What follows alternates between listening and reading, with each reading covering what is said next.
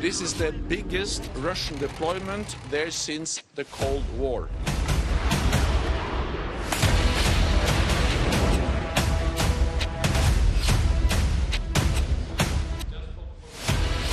От человеку такого общенационального масштаба. He invades Ukraine. There will be severe consequences. Ukraine never ever becomes member of NATO. It is going to be a disaster for Russia. Why they need 100,000 troops on the border, which they say are not for invasion, but are for exercising. С праздником! С днем воссоединения! We would provide the defensive capability to the Ukrainian. As it is not legally for Russia to go in Ukraine and just ask for some territory or some resources. ये लड़ाई रूस और Ukraine के बीच में नहीं है, ये लड़ाई रूस और अमेरिका के बीच में है।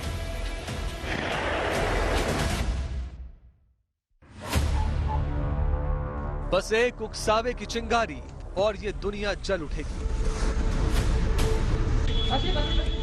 महाशक्तियों को ये मालूम है, परमाणु संपन्न राष्ट्र अध्यक्षों को इसकी पूरी समझ है, लेकिन वर्चस्व की लड़ाई में उन्हें जंग भी जायज लग रही है।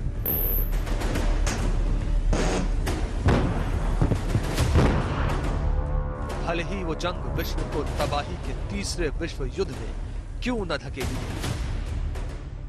रशिया वॉर नहीं चाहते और वेस्टर्न नेशंस भी वॉर नहीं चाहते, क्योंकि इसकी बहुत कीमत पड़ेगी सबके लिए।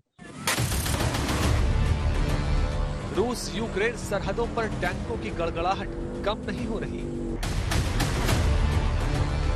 नेटो सदस्य देशों के तेवर ऐसे कि जंग अब शुरू तब शुरू। किसी को दुनिया का दादा बनने के लिए इसी समय मौका दिख रहा है।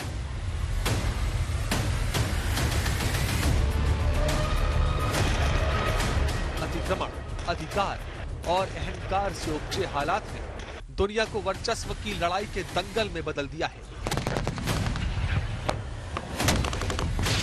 सब अपने दांव चल रहे हैं। रूस यूक्रेन के बीच समझौते की जर्मनी, फ्रांस जैसे देशों की कोशिशें बेकार हो चुकी हैं। हथियारों की हनक सुनाई दे रही है और माइंड गेम चरम पर है। सवाल यह भी कि अमेरिका की पॉलिटिक्स क्या है। अमेरिका का तो अपना इंटरेस्ट है, जो रूस का जो दबदबा है, जो प्रभाव है, जो इन्फ्लुएंस है, वो इतना नहीं बढ़ जाए जिससे कि यूरोप के जो देश हैं उनके संबंध अमेरिका से कम पड़ जाए। पुतिन के दिमाग में कौन सी खिचड़ी पक रही है? हम यूक्रेन के साथ युद्ध नहीं चाहते, इसलिए हमने बातचीत शुरू करने का प्रस्ताव रखा है, जिससे दोनों देशों में लोगों के बीच सुरक्षा की भावना आएगी। और क्या सचमुच दुनिया परमाणु युद्ध की तरफ पहुंच चुकी है? ये सिर्फ रूस और यूक्रेन के बीच में नहीं होगा, यूनाइटेड स्टेट्स शामिल हो जाएगा तो फिर प्रॉब्लम बहुत बड़ा हो सकता है, क्योंकि यूनाइटेड स्टेट्स और रशिया सबसे बड़े न्यूक्लियर वेपन स्टेट्स हैं और वो एक दूसरे को टोटली डिस्ट्रॉय कर सकते हैं। और क्या वाकई अब ये जंग ना टाली जाएगी?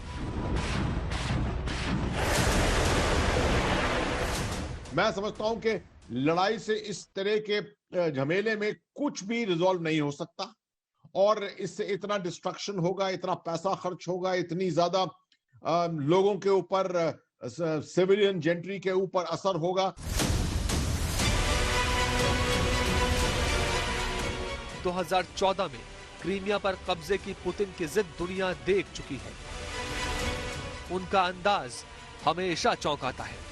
वो ग्लोबल मीटिंग्स के लिए परमाणु जहाजों का इस्तेमाल करते हैं, पनडुब्बियों में समंदर पर सवारी किया करते हैं।